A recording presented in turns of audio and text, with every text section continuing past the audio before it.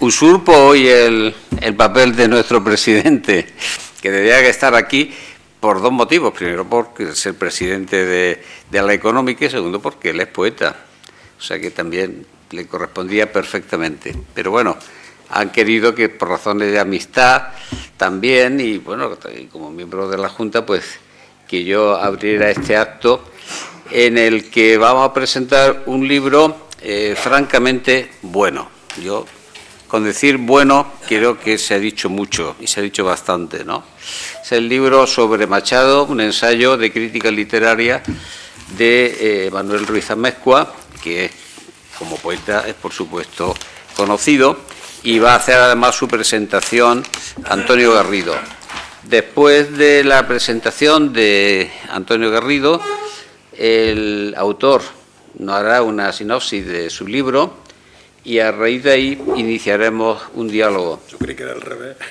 ¿Cómo al revés? Que íbamos a hablar primero los tres, luego iba a hablar. No, hombre, tú nos das un resumen de tu libro y deja ya los puntos puestos y entonces después iniciamos un diálogo y por supuesto un diálogo en el que intervengan todos ustedes. Pues sin más, tiene Antonio la palabra. Bueno, buenas tardes a todos, los compañeros de la Junta de Oficiales, al señor director, a los poetas, sobre todo a los poetas, porque puesto que esta tarde vamos a hablar de poesía, un saludo a los poetas, incluido nuestro director, que no es que sea poeta, es un gran poeta. Y bueno, pues yo le quiero agradecer antes que nada a Manolo Ruiz Amezcua, que pensara en que estuviéramos tanto Pedro como yo, Pedro como autoridad y yo como monaguillo de Pedro, para la presentación de este libro. Este libro es un gran libro, el que ha hecho mi amigo Manolo Ruiz Amezcua. Un gran libro y además muy bien editado, como siempre, por Editorial Magara, por José Madero, a quien nunca agradeceremos bastante lo que está haciendo por la cultura y por la labor editorial, que no es tan fácil como se pueda creer, y sin embargo los autores jienenses siempre tienen la ayuda, la colaboración y la complicidad de José Madero, que es un grande de Jaén, al que algún día habrá que agradecerle su esfuerzo para poner a los libros, a la lectura en general, en el papel que le corresponde. Yo he leído el libro de Manolo Ruiz Amezcua con mucha atención, y la verdad es que me ha sorprendido muy agradablemente. No porque esperara otra cosa diferente, sino porque en un texto relativamente, que tampoco son tantas páginas, ha sabido plasmar lo que yo he llamado, hablando con él, el todo Machado.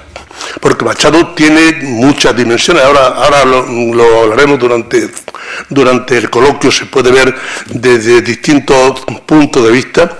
Es un personaje que lo hemos hablado también con él alguna vez, es un personaje que él considera insondable, y ahora le pediremos que nos comente esa definición que él hace del poeta sevillano.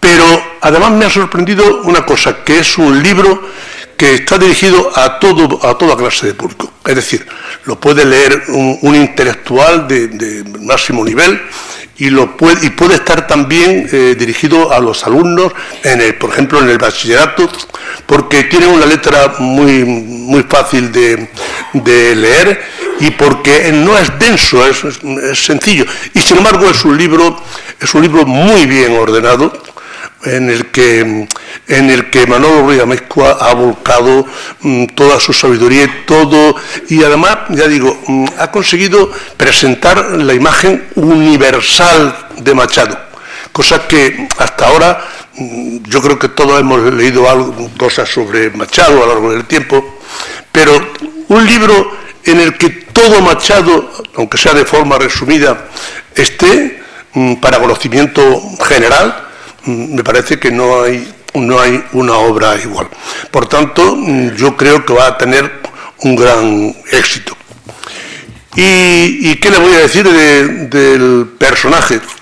El personaje Manuel Ruiz Amezcua es es un hombre que, curiosamente, a pesar de ser un poeta maduro, de los grandes poetas que ha tenido la historia Jaén, es tal vez menos conocido dentro que fuera.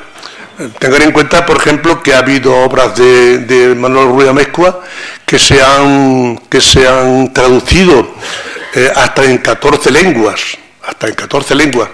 Quiero recordar que una fue un trabajo dedicado a Vandelvira, que es muy bueno y muy poco conocido en Jaén. Tan es así que le hemos pedido que busque la forma de presentarlo, porque yo creo que debemos beneficiarnos todos de ese libro. Y luego también tiene otra obra, que fue un poema que pienso que él publicó con motivo del coronavirus, que también tenía una dimensión mundial, porque el coronavirus fue una pandemia que conocimos en todo el mundo, y él hizo un poema también dedicado a ese acontecimiento, triste acontecimiento para todos, que también se tradujo en varios idiomas.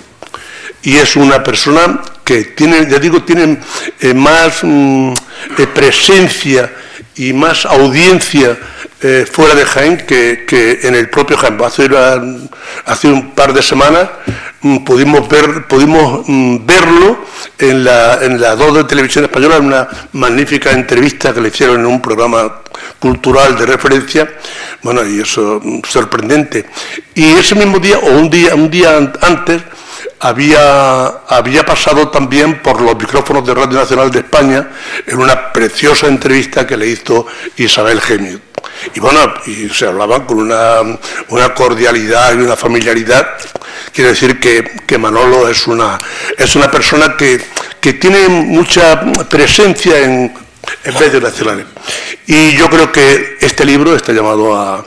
Bueno, pues sé que, por ejemplo, que es candidato a premios de la crítica en Andalucía, y sé que es un libro que alcanzará de inmediato la notoriedad que merece. Así que, Manolo, que sepa que lo mejor siempre está por venir.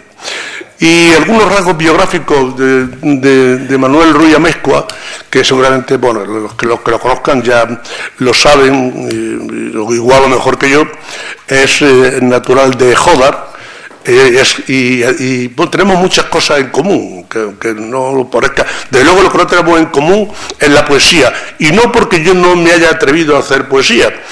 El mismo año, que fue en el año 72, que él publicó su primer libro de poemas, yo entonces escribía algunos poemas, pero luego la vida me llevó por otros derroteros, y la verdad es que la vida también se perdió seguramente a un pésimo poeta. Pero eso sí, amo la poesía, amo muchísimo la poesía, y tengo una estrechísima relación con muchos poetas. Bueno, y eso pues me hace quizás pensar, alguna vez lo he comentado a los más próximos, en la posibilidad, que no descarto, de que en algún momento me ponga a hacer pinitos, aunque sea para hacer el ridículo. Manuel Ruiz Amezcua, bueno, se ha dedicado pues durante más de 3 décadas, creo que 35 años, a su labor como enseñante. Pero vamos, centrándonos, bueno, le decía antes, y no quiero perder ese hilo, que tenemos cosas en común. Somos coetáneos, hicimos el mismo año, pero además los dos admiramos a Baeza. Él fue profesor en Baeza, y yo, para mí, Baeza pues es una prolongación de mi ciudad, mi libro natal, y bueno, tengo mucho que agradecerle a Baeza, entre otras cosas, que me otorgó la medalla de oro de la ciudad, su ayuntamiento, en un pleno, y bueno, Baeza para mí es siempre Baeza, y tú lo retratas perfectamente en el libro. Y por otra parte, lo que quería señalar es que otro rasgo característico de Manolo, que de alguna manera nos compara, es que sus poetas, sus autores de referencia, pues son Machado, García Lorca y Miguel Hernández, como no podía ser de otra manera, porque por eso somos de Jaén. Y para terminar mi intervención, únicamente lo que quería es destacar algunos de los elogios que se hacen a Manuel Ruiz Amezcua por parte bueno, porque la obra más importante que se ha dedicado tal vez a un autor de España, yo creo que de España, ni siquiera de Jaén, es la que se le ha dedicado en 2 volúmenes a Manuel Ruiz Amezcua. Se trata de 2 volúmenes que en total suman 1.250 páginas. Es curioso que se haya necesitado 1.250 páginas para definir la biografía y la poesía de Manuel Ruiz Amezcua. Ahí está todo. El que quiera saber algo se llama el libro Curiosidades de la obra poética de Manuel Ruiz Amezcua. Bueno, y ahí está el todo, lo mismo que he dicho antes, que en el libro este que presentamos está el todo Machado. En esos 2 tomos está el todo Manuel Ruiz Amezcua. Y bueno, es sorprendente cómo desde premios Nobel de literatura, como escritores de prestigio internacional, como profesores de universidad, académicos, etcétera, pues se refieren a él como una auténtica autoridad en poesía. Pero voy a empezar por la definición de sí mismo. Él dice, Manolo dice, mi poesía circula del arraigo, las raíces al desarraigo, el vivir al raso en la intemperie, otra vez los contrarios, una cosa y su contraria. Como mi poesía circula, también creo yo, del oculto a lo popular, en el fondo y en las formas. Más de medio siglo de poesía, en suma, digo yo, construido en un universo de palabras. Un personaje muy cercano a Manuel Ruiz Amezcua, que es Cristián de Paepé, que es de la Universidad de Lovaina y un estudioso de Lorca, un gran estudioso de Lorca, que a mí me ha interesado mucho porque es uno de los investigadores más reconocidos de carácter internacional, que conoce muy bien la poesía de Manuel. Dice de él que se lee, se estudia y se aprecia año tras año con más singular, más plural y más universal. Se trata, dice, del mismo personaje al que califica como una poesía humanamente humana. Es curioso que se pueda afirmar con la seguridad de no caer en un error que tu obra poética, Manuel, es más valorada, como decía antes, fuera que dentro. Y esto creo que tiene que obedecer a una lógica que pienso que no es otra que la lógica de la libertad. Algo se ha quedado en ti de aquellos años de la transición, cuando muchos soñamos y seguíamos el clamor de Harcha, ¿te acuerdas? Libertad sin ira, libertad. Ha pasado mucho tiempo, pero hay ilusiones que quedan dentro de nosotros por siempre jamás. No es de extrañar que en su día el premio Nobel, José Saramago, al que tanto admiro, le escribiera advirtiendo ya de antemano el alma del autor. Creo que captó perfectamente quién era Manuel Ruiz Amezcua. Decía el eximio escritor portugués, la suya es una poesía dolorida, pero no sin esperanza. En los tiempos de hoy cuesta mucho trabajo mantener la cabeza levantada. Quizá la poesía sea la mejor palanca.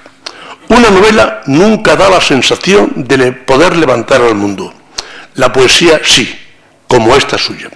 Y otros muchos autores que han ofrecido sus opiniones, normalmente acertando en el diagnóstico. Digo acertando en el diagnóstico, esto ya lo asevero yo porque como conozco su poesía y lo conozco a él, sé que están en lo cierto. Salvador Compán califica a la poesía de Ruiz Amezcua como la poesía de la disidencia. Dámaso Alonso vio en ella un estilo propio que constituye, tener un estilo propio, constituye la más alta conquista de la literatura. Si tú tienes un estilo propio es porque, bueno, eres alguien diferente, alguien que está creando escuela, y eso es lo que le ocurre a él. Por eso es una poesía disidente, una poesía distinta, una poesía que, como decía Saramago, permite tener la cabeza alta. Camilo José Cela dijo de sus versos que eran tan bellos como aleccionadores. Cada verso es una lección. José María Balcells, que es un filólogo catalán muy destacado, describía en su interpretación la relevancia de una voz poética silenciada. Leopoldo de Luis, que es un conocido poeta cordobés, dijo que la vehemencia, la pasión, el fervor encendido con que tan rotundamente escribe es lo que para él dan fe de tu valía, de tu condición indudable de poeta. Y hay autores jienenses, Muñoz Molina, cuya amistad se honra desde sus años de estudiante en Granada, que observa el buen conocedor porque dice que en su literatura siempre hay un latido de furia contra la mentira y contra la simulación. Dámaso Chicharro, profesor jienense que ha enseñado, como todos ustedes saben, a generaciones de alumnos, indica por su parte que a la poesía de Manuel Ruiz Amezcua le caracteriza una matemática emocionada, una poesía que comunica el desolado mundo interior. Y Juan Manuel Molina Damiani, otro poeta de referencia en Jaén, que ve cierto emparentamiento, y creo que lo dice bien, entre la poesía de Manuel Ruiz Amezcua y la de otro poeta de lujo, muy conocido entre nosotros, que era Antonio Carvajal. ¿Y por qué? Por el respeto o el apego de los formatos tradicionales de nuestra historia literaria. He dicho con anterioridad que a veces puede dar la impresión de que Manuel Ruiz Amezcua no sea de Jaén, pero de él se ha escrito mucho en su tierra, y lo han hecho algunos nombres citados y otros más, casos de Manuel Urbano en su momento, Juan López Morillas, Domingo F. Failde, Manuel María Morales Cuesta, su paisano Pedro Martínez Montávez, Fanny Rubio y un largo etcétera.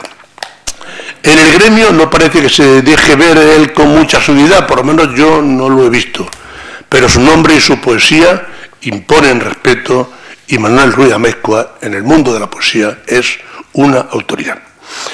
Y no me extiendo más porque Manuel Ruiz Amezcua ha venido a hablar de su libro y además, como ha dicho Pedro, lo que pretendemos después es hacer un coloquio enriquecedor, bueno, para conocer mejor a la persona y al personaje. Pero en fin, yo creía necesario hacer este prólogo también de la presentación del libro, porque ya digo que la obra de Manuel Ruiz Amezcua lo merece, y porque también es importante destacar, ahora que estamos hablando de poesía, y seguro que hay, estoy segurísimo que hay poetas en la sala, y porque hay una cosecha poética abundante en este momento. Hace unos años hubo como un parón, no había, pero ahora sí, ahora habrá poetas mejores, pero muchos poetas. De hecho, es que se están presentando continuamente libros de poemas, y eso es algo que hay que celebrar, y hay que celebrar con alegría, porque por eso que hemos dicho, porque la poesía sí puede levantar sentimientos que la propia literatura a veces no consigue, y porque, como decía Celaya, la poesía es un arma cargada de futuro, y yo creo que eso es un estímulo para los propios autores, pero también es un estímulo y una manera de gratificarnos a los que leemos, porque tenemos ahí una colección de autores para poder recurrir a ellos. Yo leo les digo que leo mucha poesía y disfruto mucho con la poesía, y insisto, al final igual me hago poeta. Muchas gracias, Manuel, y muchas gracias a don Pedro, que siempre es un lujo tenerlo cerca, aunque es muy, muy cerquita, siempre es un lujo tenerlo cerca. Muchas gracias.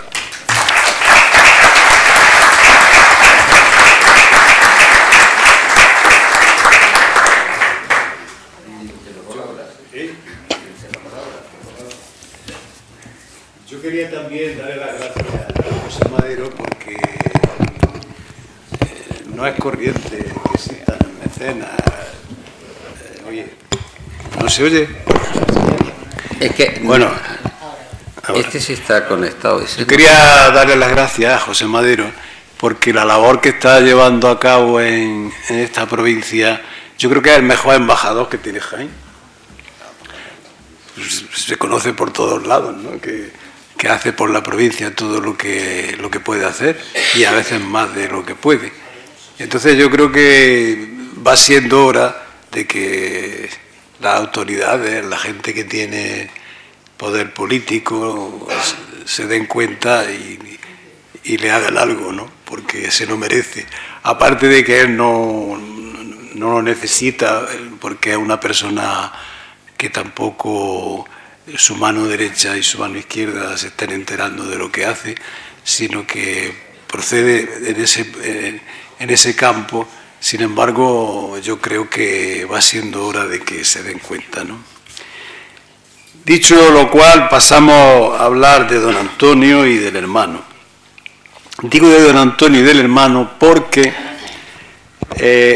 ha habido una exposición que ha recorrido desde Sevilla hasta Burgos, pasando por Madrid, el año pasado, y entonces ha creado un antes y un después en la configuración del aprecio que se tiene tanto a uno como al otro. Ha inaugurado una cosa nueva, es decir, y lo decía bien Alfonso Guerra, que es de los pocos políticos que tienen autoridad cultural. Bueno, ahora ya no hay ninguno, pero bueno. Él ha dicho que con esa exposición, que además él participa y hace el prólogo, se inaugura una etapa nueva en el aprecio por los dos hermanos. Primero porque se deslinda lo político de lo artístico y se pone en su justa medida lo que es una cosa y lo que es la otra, cosa que hasta este momento pues estaba mezclada. Y estaba mezclada interesadamente por los políticos y por la política y por la mala política, ¿no? Porque la mala política siempre lo que busca es el interés, no busca la verdad, ni busca la ciencia, ni busca nada de eso. Yo he inaugurado este libro con una carta que no he encontrado, que dicen que existe, pero como las cartas de Machado sí las tengo todas, pero las de Manuel Machado no hay más que algunas sueltas que se han publicado, esta carta no aparece, la citan los extranjeros sobre todo. Entonces yo en vez de decir en una carta, porque como no encontré la carta, pongo en cierta ocasión Manuel Machado le dijo a su hermano Antonio: hermano, voy a dejar de escribir porque mi poesía no es eterna como la tuya. A lo que Antonio respondió: hermano, no dejes de escribir porque la belleza también es eterna. Yo creo que con esas palabras ya se zanja todo lo espúreo que se ha dicho de Manuel Machado y lo que se le ha negado a Antonio Machado. Pero por si fuera poco, hay otras palabras de Manuel Machado sobre su hermano Antonio que se escribieron en 1936, estando en Burgos, en una entrevista que le hizo una francesa, entrevista que le costó la cárcel, por otra parte, no solamente por hablar de Antonio Machado, sino porque también estuvo hablando de la guerra civil, diciendo que era una carlistada, que iba a durar mucho tiempo, que iba a generar mucha sangre, etcétera, etcétera. Esto no gustó en la Sevilla de Queipo de Llano y entonces lo metieron en la cárcel. Claro, de ahí viene ya todo el malentendido posterior y la interpretación política de un lado y del otro. Lo meten en la cárcel. A cambio le ofrecen que escriba algo sobre Franco, sobre el franquismo. A Lorca ya se lo habían cargado. Claro, ¿quién es capaz de juzgar a alguien que lo van a matar, seguro, si no escribe 2 o 3 poemas o 4 sobre Franco? Pues mire usted, pues escribió eso. También su hermano escribió un poema sobre Lister, porque la República no ganó ni una sola batalla. Entonces, la batalla que gana Lister, pues Antonio Machado escribe un poema en donde dice: si mi pluma valiera tu pistola. Bueno, pues mire usted, ¿eso desdice de la obra de Antonio Machado, ni lo otro desdice de la obra de Manuel Machado? Pues mire usted, pues no. ¿Por qué? Porque los poemas que le escribió Manuel Machado a Franco son muy malos. Son retóricos, altisonantes, oportunistas, todo lo que se quiera, ¿no? Pero claro, le salvó la vida. O sea, ¿qué crítica se puede hacer de eso? Encima de que no vale, no sirve literariamente, pero bueno, le salvaron la vida. Y bueno, de Manuel Machado, de Antonio Machado, podemos decir lo mismo del soneto a Lister. Es un soneto también retórico, pues de ocasión, etcétera, etcétera, etcétera. Pero si no habíamos ganado ni una sola batalla y los únicos que nos asistían en armas malas y viejas, que luego se llevaron por el precio demasiado elevado, pero bueno, dio testimonio de una situación histórica, ¿no? Entonces, poner las cosas en su sitio es algo que esta exposición pues, lo ha hecho, y lo ha hecho además con mucha justicia. Entonces, es de debido reconocimiento que se diga que la exposición esa inaugura una nueva época en la apreciación de los dos hermanos. Dice Manuel Machado, hablando ya de la universalidad, que este libro va de por qué a Machado se le ha negado el concepto de universal en España. España es un país muy envidioso. Los mismos extranjeros lo dicen en muchísimos libros. Entonces, que Manuel Machado diga en 1936, para mí, mi hermano Antonio es el primer poeta español actual, quizás el primero de Europa. Es la primera vez que se dice eso, y lo dice su hermano. El concepto de universalidad que tiene Machado, que está claro por todos lados, todas las características que tiene la universalidad, que yo analizo aquí una por una y que va a ser imposible tratar, pues todas esas características las tiene la poesía de Machado, como las tiene Cervantes, como las tiene Hölderlin, como las tienen todos los grandes de la literatura mundial. Pero eso en España no se ha apreciado, no se ha tenido en cuenta, no se ha manifestado. A Antonio Machado se le ha cogido como paladín político, cuando en realidad tampoco es el paladín político que cree la gente que es, porque todo el mundo, pues en un determinado momento, pues han dicho que Antonio Machado era poco menos que comunista. Antonio Machado apareció el carné de Izquierda Republicana, que está ahí, lo puede ver cualquier que quiera, y ahí apareció el carné hecho en el año 37 en Valencia, en circunstancias de guerra, además, si no, a lo mejor ni se lo hubiera hecho. Y llegó a decir en una plaza valenciana también que no era comunista porque era demasiado romántico y se resistía a pensar que el dinero fuera la fuerza más importante que mueve al mundo.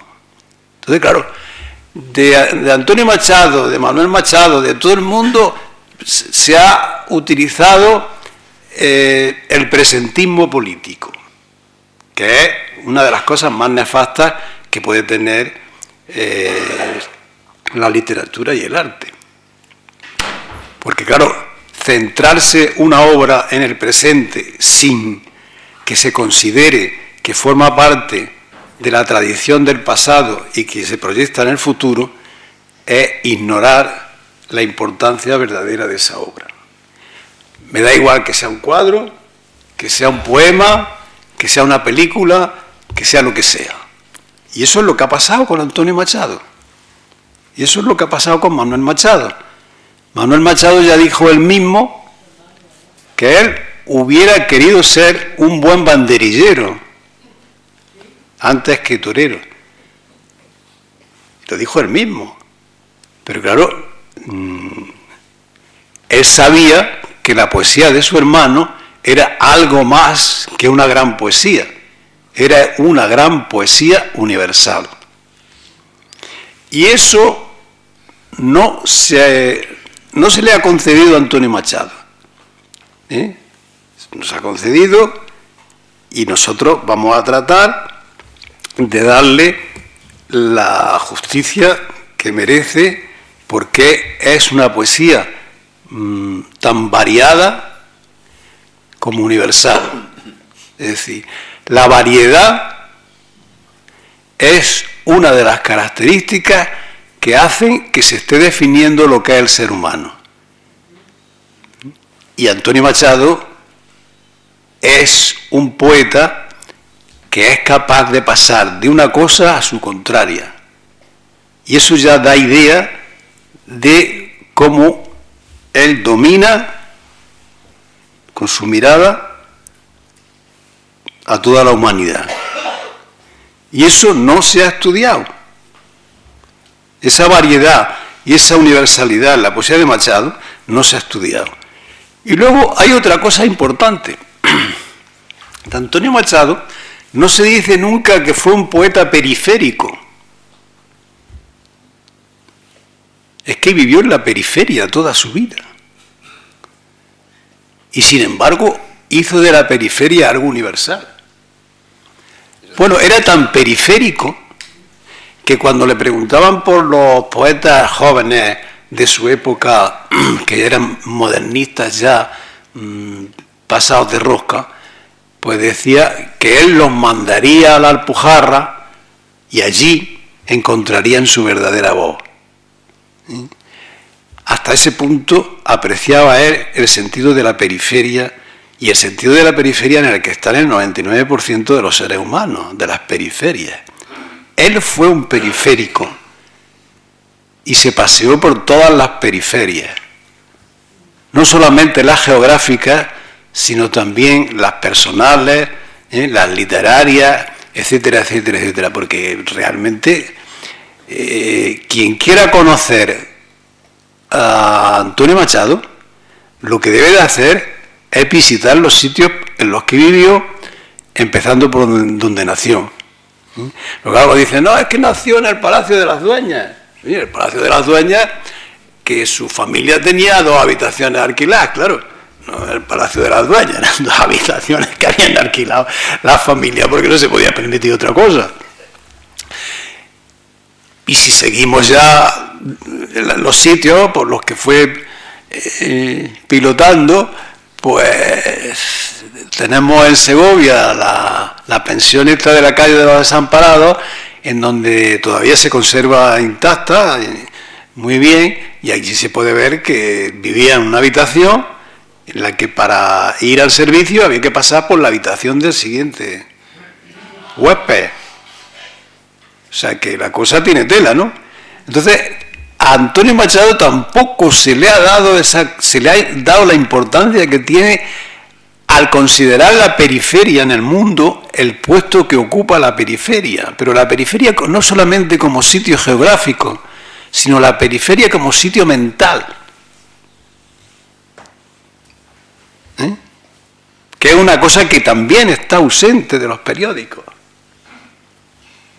Los periódicos ignoran lo periférico y lo siguen ignorando hoy todavía. Bueno, pues Antonio Machado precisamente es universal, entre otras muchísimas cosas, por la consideración que tuvo en su obra y en su vida de la periferia del mundo.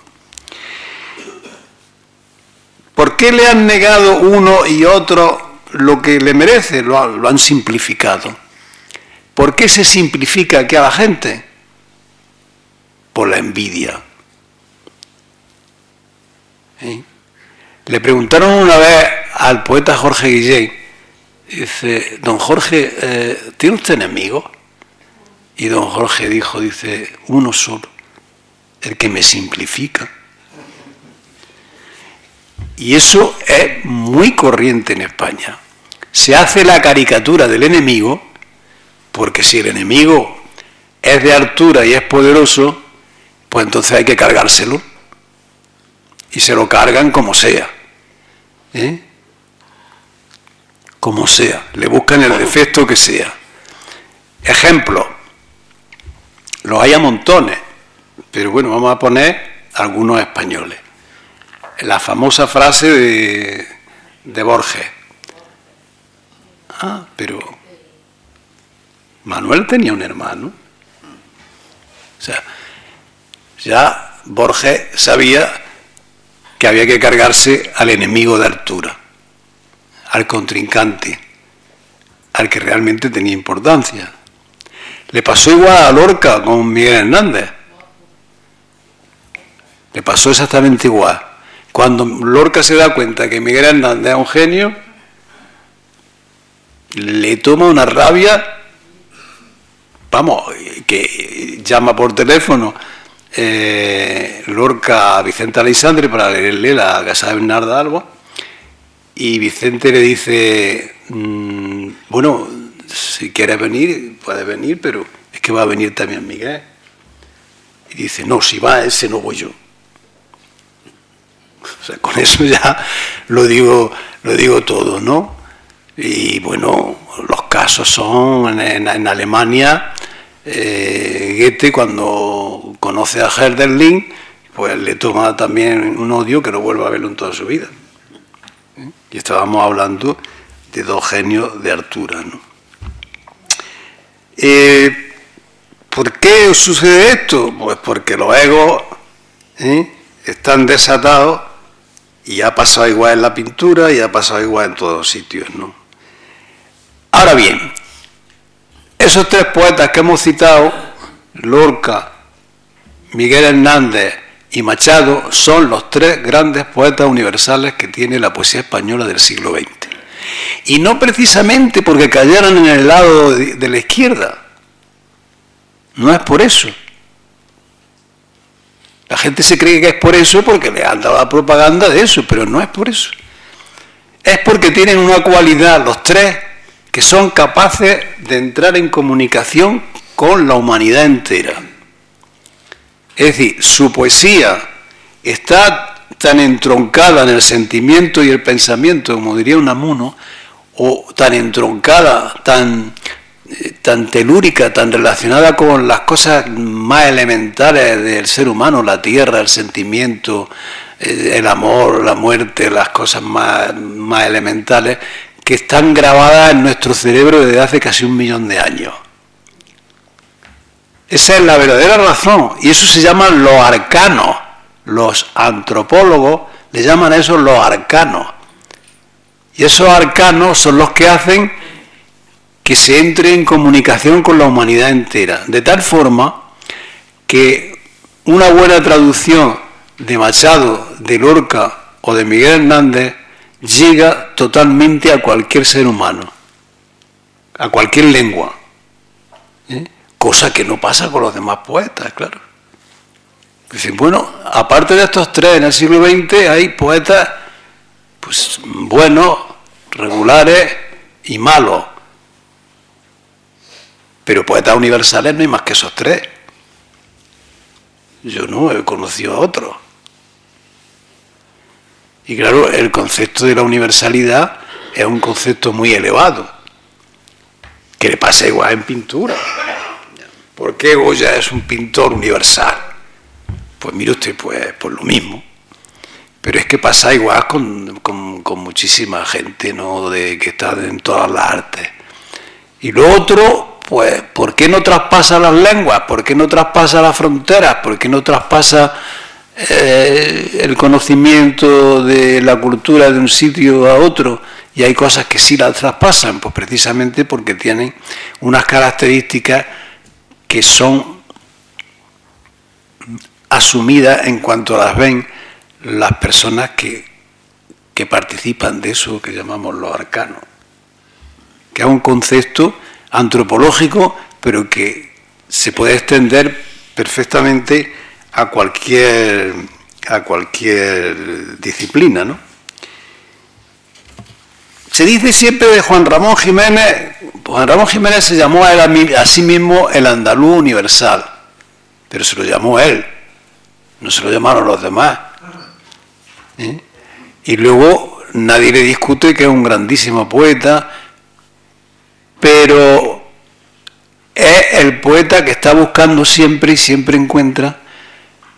Pero Antonio Machado es que, además de poeta, es el hombre. Es el concepto de lo humano, no de lo artístico. Está por encima lo humano que lo artístico. Y claro, eso es lo que hace que Antonio Machado sea también más universal todavía. Y le pasa igual, bueno, lo de Lorca, exactamente lo mismo. Lorca es el poeta más universal que tenemos hoy en el mundo. Pero no es solamente porque lo mataran, que también tuvo su importancia. Es porque tiene una obra que el concepto del misterio, aprendido en Machado y en Juan Ramón, llega a lo máximo. Es decir, Lorca decía, la poesía es el misterio que tienen las cosas y todas las cosas tienen su misterio. Y entonces el concepto de misterio llega a tal grado que, por ejemplo, el poema que tiene sobre Córdoba, el símbolo se hace ya universal y es el primero que convierte una cosa que ya teníamos los andaluces. Nunca dicen, yo no sé por qué no se explota esto, que la cultura andaluza ha tenido siempre una vocación universal. De hecho, los dos poetas que tienen el premio Nobel son andaluces. Bueno, pues no explotamos esto frente a vascos, catalanes, gallegos, no sé qué. No se explota, no se dice. La cultura andaluza siempre ha tenido una vocación universal, desde siempre. Es la más universal de todas las culturas periféricas que tenemos en España y las no periféricas. Entonces, desaprovechar esto, desaprovechar, por ejemplo, cómo el símbolo que surge en los modernistas, luego Juan Ramón y luego Machado, y Machado se lo pasa a Lorca en parte también, y también lo toma de Juan Ramón. Lorca es capaz de llevar la universalidad andaluza al grado más alto. Porque el poema de Córdoba, Córdoba lejana y sola, aunque sepa los caminos yo nunca llegaré a Córdoba, por el llano, por el viento, jaca negra, luna negra y aceituna en mi alforja, etcétera, etcétera. Córdoba lejana y sola, ese Córdoba ya no es Córdoba. Es el fin del ser humano. O sea, es el límite. Es la frustración del ser humano que llegue donde llegue, nunca llegará donde quiere llegar. Y eso es una cosa que han hecho los andaluces. Nadie dice ni pío. O sea, pero bueno. Quizás porque la cultura no es lo de los políticos, ¿no? Luego, ¿por qué también Antonio Machado es un poeta universal? ¿Por qué? Pues porque funda o se asocia a una de las ramas de lo que se llama el humanismo contemporáneo, que es la construcción de un individuo. Aquí siempre se habla de las masas, pero hay una corriente de la que participa Antonio Machado, que la mamó en su casa, con el padre, con la cultura popular, con el tío, y con esa familia impresionante que eran todos pobres y al mismo tiempo eran cultísimos. Y Machado está empeñado en lo que se llama la construcción de un individuo, es decir, una obra artística, literaria, una película. Lo más grande que puede tener es que esté empeñada en la construcción de un individuo o de una sociedad, pero sobre todo de un individuo.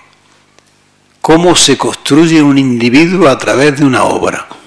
Y esa es la obra de Antonio Machado, como es la de Lorca o es la de Miguel Hernández también. Construyen un individuo desde el principio hasta el final. ¿Cuántos Machado hay en Machado? Que él cuide la cuestión. Pues hay muchísimos. La humanidad entera. De hecho, ¿qué? A ver si dialogábamos. Es que claro, esto me puede llevar 6 horas. Lo que pasa es que... Por eso, conociéndote. Esto puede llevar 6 horas. ¿Por qué? Porque la gran cultura siempre está relacionada con lo más granado de la sociedad, ¿no? Es que... La pregunta y la respuesta te la estás haciendo tú. O sea que Claro. ¿Por qué? Porque encierra todos los universos humanos, ¿no? Ahora, si queréis, podemos empezar ya el diálogo. Pero esto no es nada más que empezar sobre Machado. O sea, porque Machado es que es un mundo entero. Es un universo entero. Y además, un universo entero que está lleno de muchísimas preguntas más que de respuestas. Ahí la importancia que tiene este hombre, ¿no? Porque Machados, ¿cuántos Machados hay? Pues hay el Machado poeta, que encierra muchos mundos, hay el Machado heroico, que dijo, no me voy, me quedo aquí, y me muero con los míos. Ese es el Machado heroico, que también cuenta mucho, porque los demás estaban todos buscando avionetas. Los que robaron el Banco de España y los que no lo robaron. Porque claro, hubo un exilio de primera, de segunda, de tercera y hasta medio pensionista. O sea que... Y luego hubo gente que pasó muchísima hambre, que se murieron en los barcos, que, en fin, y de esto no se habla. Pero Antonio Machado decidió morir con su pueblo, que es un acto heroico. Y claro, ese acto heroico implica también una ética y una estética. Él decidió ser un exiliado de tercera clase. Los otros, pues, hasta se dejaron a Miguel Hernández tirado en Monóvar, porque claro, Alberti tenía sitio en la avioneta que llevaba, pero como estaba peleado Miguel Hernández con la mujer, pues se lo dejaron allí tirado. Llegó a su pueblo, lo denunciaron y lo metieron en la cárcel. Que esa otra, casi siempre denuncian los de los mismos pueblos, porque le pasó igual a Lorca. O sea que eso ya también tiene su... La cuña de la propia madera. La cuña de la propia madera. Pero vamos, hablar de todo esto puede llevarnos, qué sé, 2 días. No agotemos esta noche. Una herencia. Perdón, ya no le había dicho yo que Manuel iba a hablar de su libro. O sea, Claro. Pero, sí. ¿Por qué Machado es un poeta insondable? Tú te has hecho una pregunta antes, que es muy interesante, que además forma parte de la personalidad compleja de Machado, ¿no? Todo el mundo empieza a delimitar a un pintor, a un poeta, a un cineasta, empiezan a decir, bueno, pues esto, Pero es que hay algunos que no son eso solo, son lo contrario, son lo otro, son lo otro, son lo otro, y una hebra va tirando de la otra y de la otra y de la otra. Y eso pasa con Antonio Machado, que con una obra relativamente breve como la que tiene, pues sin embargo son hilos que se van sacando unos de otros, de herencias culturales muy distintas, del pueblo, de la clase culta, de las distintas lenguas que leyó. Entonces, claro, es la admiración ante la grandeza. La etiqueta siempre es un problema, porque claro, etiquetas absolutas no hay. No hay. Y además, precisamente, y si la hay, malo. Claro. Porque lo bueno es justamente lo plural, lo borroso, claro. Esto que lógicamente gusta menos porque da como menos seguridad, pero es que paradójicamente, bueno, la vida toda es una pura paradoja y tú lo sabes mejor que yo. Y ocurre entonces eso, que muchas veces los límites borrosos y la duda es justamente, paradójicamente, lo más estable. Claro. O lo más sensato. Claro. Claro. ¿Qué unifica, por ejemplo, la obra de Machado? ¿Qué es lo que la unifica? Pues mire usted, es que si nos ponemos a contar cosas que unifican la obra de Machado, todo el mundo se ha centrado siempre en la renovación social y cultural que había en la España de esa época. Pero eso es una cosa solo. Eso es una cosa. Si nosotros leemos el poema de Rubén Darío, el que le dedicó Rubén Darío a Machado, pues no hay una cosa, sino que hay muchas. No nos da tiempo a leer poemas ya, pero vamos. Es que está el Machado, por ejemplo, creyente, el Machado que es más gnóstico. Ah, bueno, el claro. Machado que quiere y el casi ateo. Y por supuesto, defensor a ultranza de la naturaleza y amante de la naturaleza, pero que también reconoce que en la naturaleza hay maldad. Y ahí está todo el tema de las lagunas negras. Pues ahí está el tema de la maldición, de la vida como maldición. Una cosa que casi nadie se da cuenta. Dice, pero hay un Machado bendito que parece que va bendiciendo los campos de Castilla, por donde pasa, pero también hay un Machado maldito que se da cuenta de toda la maldad que encierra la gente labriega, como él dice, ¿no? Hay otra cosa muy importante de Antonio Machado que lo hace universal. Nunca está delimitada su capacidad expresiva. Siempre que alguien lanza la teoría general sobre Machado, se queda corto. Se queda corto porque, claro, es que el universo, parece que el universo literario de Machado le pasa al universo de arriba, parece que se está expandiendo. Es decir, sus capacidades expresivas no están nunca limitadas. Pero es siempre esa especie de miedo al límite, a fijar límites. Claro, claro. Todo es fluido y se diluye, ¿no? Nunca está delimitado el alcance expresivo a través de la lengua en Antonio Machado. Nunca. Siempre, aunque te creas que el símbolo que está utilizando ya lo ha utilizado otra vez, lo utiliza de forma distinta. ¿Sí? O por ejemplo, cuando dicen, por ejemplo, la teoría marxista, que es la que más ha ahondado en que Machado era poeta del pueblo y era poeta de tal, de la sociedad y de no sé qué, de no sé cuánto. Eso es una cosa, vamos, muy pobre. ¿Por qué? Porque es que eso es una cosa pequeñísima comparada con las preocupaciones que Machado plantea en su poesía. Hasta cuando dicen que el primer libro es un libro del yo, es mentira. Cuando aparece el yo, es un yo universal. Pero es que además es mentira también por muchas más cosas. Y lo mismo pasa pues cuando dicen, no, es que el segundo libro es de nosotros, de tal y cual, y el tercero ya es la síntesis. Y dice, pero ¿qué síntesis? Si la vida no tiene síntesis. Le interesa el hombre en un sentido amplio y más abstracto, no tan delimitado. Claro, efectivamente, desde la perspectiva del marxismo, el individuo Este individuo al que tú has hecho alusión es un individuo mucho más concreto y mucho más circunstanciado y determinado. Exactamente. Entonces, claro, No nos sirve la teoría. Claro. ¿Por qué? Porque Machado va más allá de la ideología. Machado entra de lleno en eso que se llaman la idea, que es el pensamiento, pero no la ideología. La ideología empobrece el pensamiento.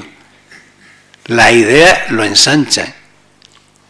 Bueno, pues ha habido durante mucho tiempo muchísima gente que está obsesionada con empobrecer el pensamiento de Machado y de muchísima gente a través de la ideología. Claro. Ahora ya esa moda está más diluida, pero... Perdona, la ideología entendida como doctrina. Claro. Para que no lo entiendan, porque Claro. las en sí son maravillosas. Claro. El problema es la ideología entendida como doctrina. Que es como se ha entendido aquí durante tantísimo tiempo, ¿no? Todavía hay gente, ¿no?, que habla de ideología a la hora de hablar de cosas culturales, ¿no? Las jaulas no sirven en Machado. Es decir, encerrar a Machado en una jaula y decir esto y esto, no sirve. ¿Por qué? Porque es insondable. Porque cuando crees que lo tienes atrapado, se ha escapado. La jaula no le sirve.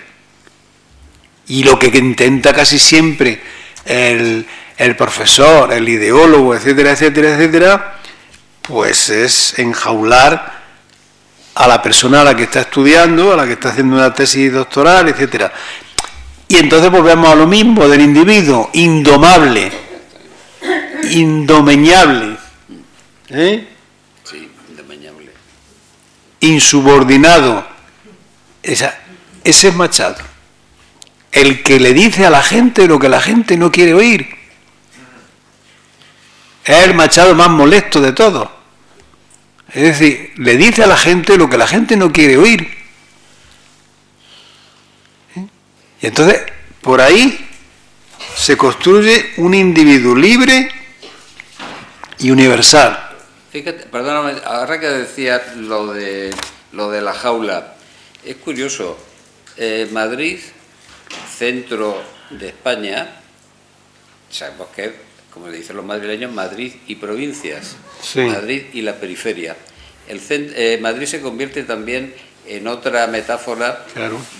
justamente de esa idea, ¿no?, de todo lo que está controlado, encerrado, etcétera, en un plano geográfico. Vamos. Sí. Y la periferia, efectivamente, Claro. que somos todos los demás, Claro. que somos satélites, que giramos Alrededor tanto, de eso. sin rumbo. Perdido, satélites perdidos. Y bueno, luego otra característica, por ejemplo, que hace que Machado sea universal. ¿De qué generación es Machado? ¿De qué generación? Si Machado no tiene generación, Machado se ha tragado a su generación entera, lo mismo que se le ha tragado Lorca ya. Eso de la generación del 27, que el año que viene se celebra a bombo y platillo, pues resulta que se le ha tragado Lorca. Mire usted, dentro de poco pues, se la habrá tragado del todo. ¿Por qué? Porque su obra es tan inmensa que los otros son como satélites alrededor de un individuo que lo absorbe todo. Pues lo mismo le pasa a Machado en su generación, que de la generación del 98, pues eso es un invento también. Es otro invento. Hay un poeta español que se llamaba Valente que decía que las generaciones son refugios de mediocres. ¿De qué generación era San Juan de la Cruz? ¿De qué generación era Lope de Vega? ¿De qué generación era Cervantes? No se llevan esas cosas, entonces. Bueno, sí se llevaban, pero menos. Lo que pasa es que esto lo pusieron de moda los alemanes. Y empezaron a hablar para hacerse pedagógicos, pues le hacían un favor al alumno porque le decían tantas características que se pueden aplicar a todo esto, Pero claro, todo eso luego el tiempo se encarga de deshacerlo. porque hay gente que desaparece y otros que se convierten en la órbita de todo. Y los que no se están ajustando a nada desde el principio, como Machado. Claro. Y luego otra cosa, que hay autores que se salen del presente y otros que no salen del presente. O sea, que Lorca o Machado o Miguel Hernández traspasan los límites del tiempo, pero otros se quedan atrapados en su tiempo. Claro. Entonces, ese otro concepto de universalidad, ¿no? Pero como esto, podemos hablar de un montón de cosas. Por ejemplo, Machado dijo, las definiciones que dio de la poesía, decía que era la palabra esencial en el tiempo. Y hablaba del hombre como la esencial heterogeneidad del ser. No hay nada más universal que eso. Son las dos definiciones que hacen que Machado sea un individuo universal cuando define. ¿Sabes? Entonces eso se queda ahí tan grabado en el tiempo que es imposible descifrarlo. Es imposible porque como está unido a todos los misterios que lleva el asunto. Y luego hay un tema y ya con esto acabo yo y si queréis hablamos todos. Hay una cosa muy importante, y es que hay gente que no contempla el hecho de que, por ejemplo, Machado, pero podríamos aplicarlo a muchísimos pintores también y otros artistas, ¿no? ¿Por qué se creen que es un moderno en el sentido más vulgar de la palabra? Eso de moderno. ¿Qué es moderno? Pero entonces, moderno a regañadientes muchas veces. ¿Es un antimoderno también? Porque se puede ser moderno y se puede ser antimoderno. Es que hasta ahora no. El concepto que el 18 estableció de la modernidad resulta que se ha venido abajo. Entonces, claro, ahora dicen, fulanico es que es muy moderno. Mire usted, pero muy moderno, ¿qué quiere decir ya? ¿Qué es eso? Porque, Antimoderno, claro. Porque claro, Baudelaire era un antimoderno. Y era al mismo tiempo moderno. Entonces, habría que volver a definir si Machado era un moderno en dificultades, que las tenía para ser moderno, porque hay que ver las críticas que hace de la modernidad también. Y sin embargo la gente lo toma porque es un moderno, Pues mire usted, es un moderno, ¿no? Es un moderno muchas veces en dificultades, es un moderno intempestivo, es un moderno a regañadientes, es un moderno desarraigado.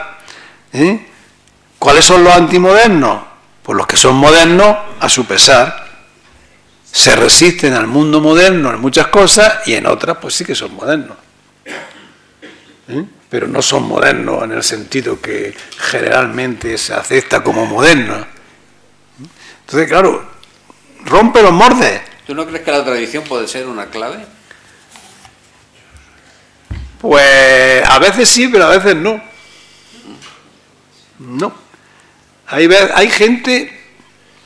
Hombre, la tradición es que lo absorbe todo. Ya. Porque no hay nada que esté fuera de la tradición. Por eso lo de moderno. Entonces, pero hay gente como Baudelaire, por ejemplo, que te hace sonetos como los que te hace y al mismo tiempo el contenido pues está lleno de antimodernidad. Mira, la arquitectura contemporánea española sufrió un proceso muy parecido. Cuando llegó el movimiento moderno, todo desnudez, todo líneas rectas, desprovistas de todo tipo de ornamentación. Y cuando Le Corbusier habla en Madrid, en la Sociedad de Estudiantes, y entonces se levantan los arquitectos españoles y le dicen, bueno, maestro, pero ¿y la tradición dónde queda? Y de pronto se vio en una situación comprometida Le Corbusier. Y al final nuestros arquitectos, que no han tenido quizás ni mucho menos tanto renombre como muchos del movimiento moderno extranjero, pero supieron combinar las dos cosas, tradición y modernidad, efectivamente lo que eran los aspectos más interesantes del movimiento moderno. Claro.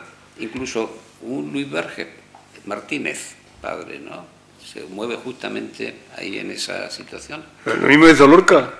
Claro, sí, claro.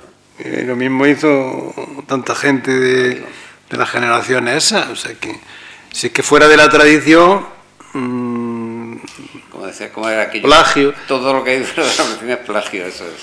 Entonces, claro, la tradición es que no se puede olvidar nunca. Luego, desde la tradición puedes hacer hasta la antitradición, pero tienes que partir de la tradición. O sea que es una cosa... asumir la tradición es el primer... Luego hay otra cosa muy importante.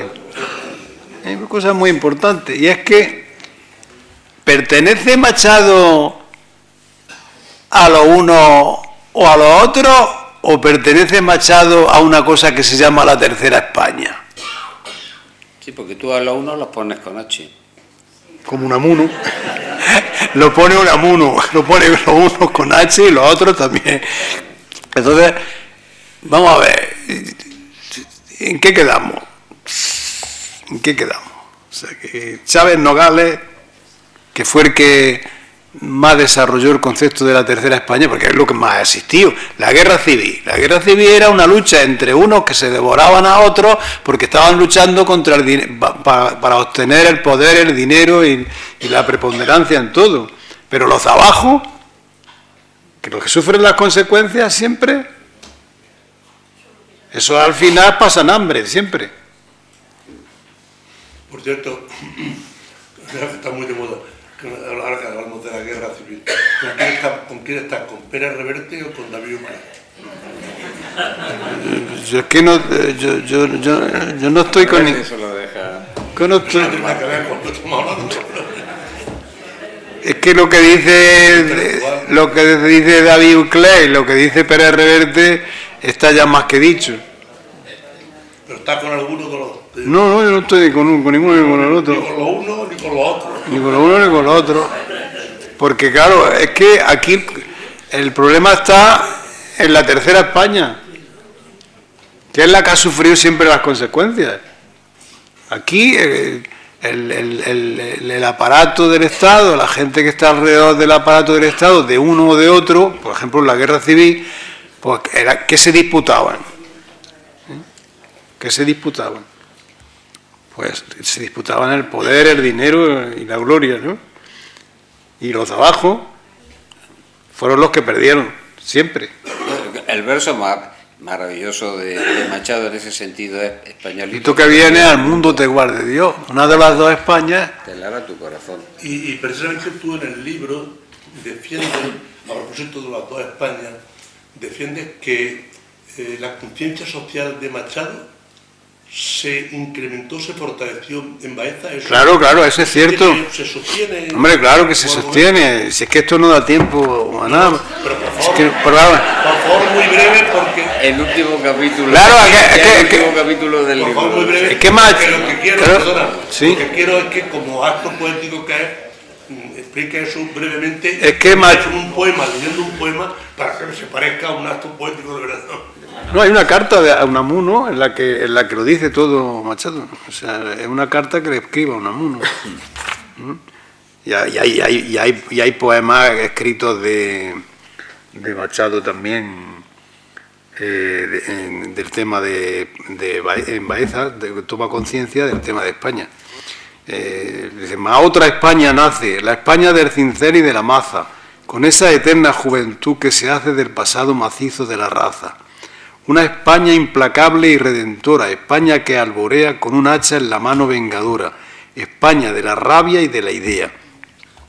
Pero lo mismo que dice eso, pues te pone una carta en la que habla, esta Baeza que llaman Salamanca andaluza, tiene un instituto, un seminario, una escuela de arte, varios colegios de segunda enseñanza y apenas sabe leer un 30% de la población. No hay más que una librería donde se venden tarjetas postales, devocionarios y periódicos clericales y pornográficos. Es la comarca más rica de Jaén y la ciudad está poblada de mendigos y de señoritos arruinados en la ruleta. La profesión de jugador de monte se considera muy honrosa, es infinitamente más levítica que Soria, y no hay un átomo de religiosidad. Se habla de política, todo el mundo es conservador.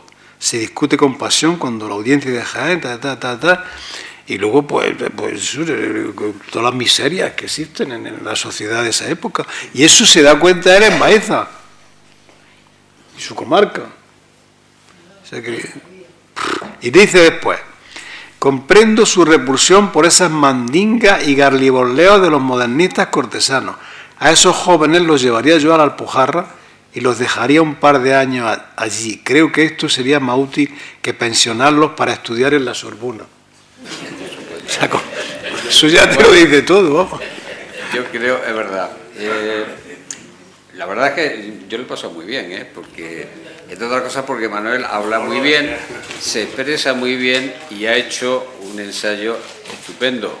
Porque yo creo que lo importante de este libro y de lo que él ha dicho es la inmensidad de este poeta, ¿no? Es decir, prácticamente la imposibilidad, he insistido mucho, que no se puede encerrar en unos límites, ni en una etiqueta de un movimiento determinado, ni de una generación determinada. Es que no cabe. Exacto, sino un poeta inmensamente humano, ¿no? Porque esto sería... Nuestro español bosteza, es hambre, sueño, hastío. Doctor, ¿tendrá el estómago vacío? El vacío es la cabeza. O sea que el diagnóstico está hecho desde el principio.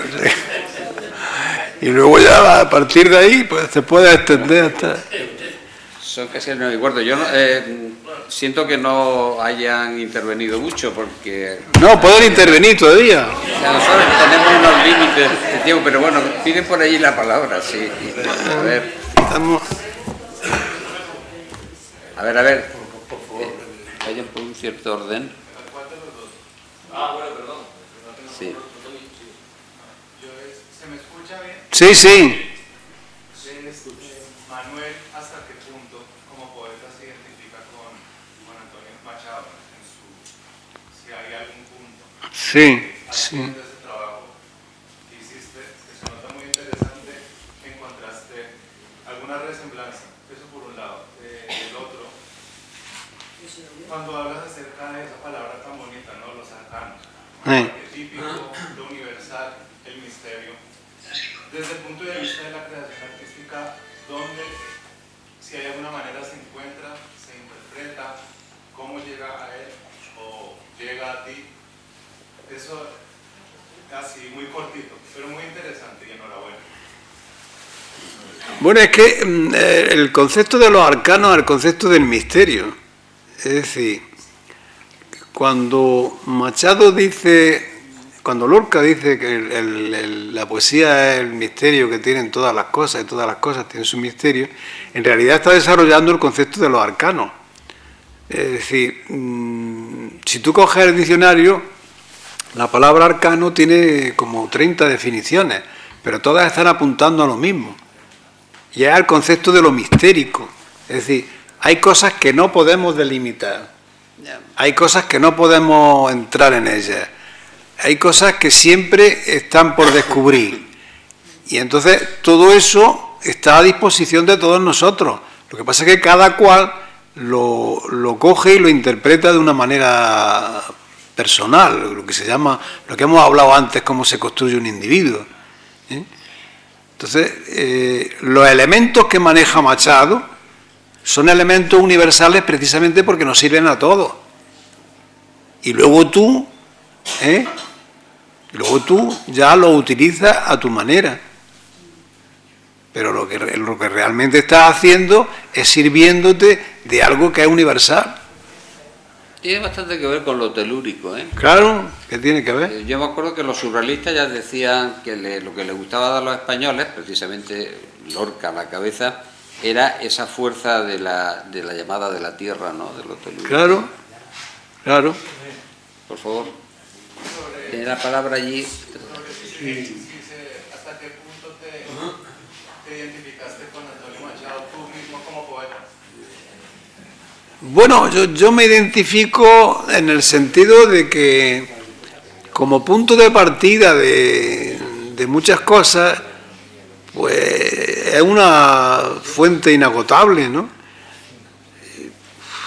Pero lo mismo que me identifico con Lorca o me identifico con Hölderlin o con cualquiera otros que han tratado los verdaderos enigmas del ser humano, ¿no? Él tiene su voz propia como todos los grandes poetas. Bueno, yo no he dicho nada, no sé si tengo voz propia o no, pero vamos, que procuro tenerla. Claro. Había pedido la palabra por allí al fondo también. ¿Puedo? Sí, sí. Bueno, primero enhorabuena por su trayectoria poética. Creo que puede dar una universidad que te haga la provincia de Jaén. Hombre, yo aspiro a más. Y lo que quería preguntarle habla de la tercera España, pero la define como una España que sufre, pero no como una España ideológica, de esa España que puede mantener cierta distancia, que debe de las dos fuentes, tanto del lado más liberal como el más conservador. ¿Qué es lo que está pasando ahora? Que o pertenece a un mando, o pertenece a... Bueno, lo de ahora es una degeneración.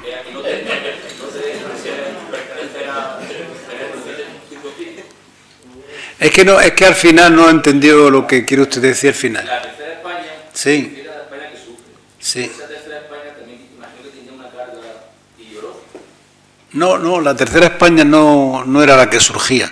La tercera España fue un concepto que se estudió posteriormente al surgimiento de las dos Españas. Porque nadie había considerado aquello salvo el periodista Chávez Nogales. El periodista Chávez Nogales habla tanto de unos como de otros, los desastres que hacen unos como de los desastres que hacen otros. Y eso es una cosa muy rara en esa época. A Chávez Nogales se le ha descubierto tardíamente. Yo creo que Machado enfrenta a las dos Españas, la España que nace y la otra España que entra en decadencia, que bosteza, que no cabe ya en la historia, que tal, y además él lo que pretende es que la España real se parezca cada vez más a la España oficial. Pero lo de Chávez Nogales es un concepto nuevo. Claro, luego Chávez Nogales en su propio prólogo de sus cuentos dice que también matarían tanto unos como otros, por eso se va. Claro. Entonces, no sé si esa tercera España... No, y además tiene una consideración muy buena, y es cuando dice que el pueblo español ha sido sistemáticamente traicionado por sus gobernantes, que es una idea que se ha desarrollado muy poco por los historiadores. Ha sido sistemáticamente traicionado por sus gobernantes. Esa idea es una de las ideas más importantes que se pueden desarrollar históricamente en la historia de España. Y ahora estamos en un punto que ya es un punto de degeneración. Es decir, esto ya no es ni que traición ni nada, esto es degeneración. Porque es que se ha acabado todo, ¿no? En la política, yo no sé ya qué es lo que queda que ver, porque más que hemos visto y estamos viendo, ya lo único que falta es, pues yo qué sé, que saquen la vacinilla allí. Esto es como lo del aquel que se iba comiendo las hierbas que otro tiró, ¿no? Se acaba, ¿no? Sí, esa cosa. Bueno, quisiéramos estar más, pero tenemos también el tiempo limitado, por el sitio, ¿no? Y porque dependemos de otras personas. Todo lo más que hacer otra segunda sesión algún día, ¿no? Que sería, yo creo que sí que merece la pena.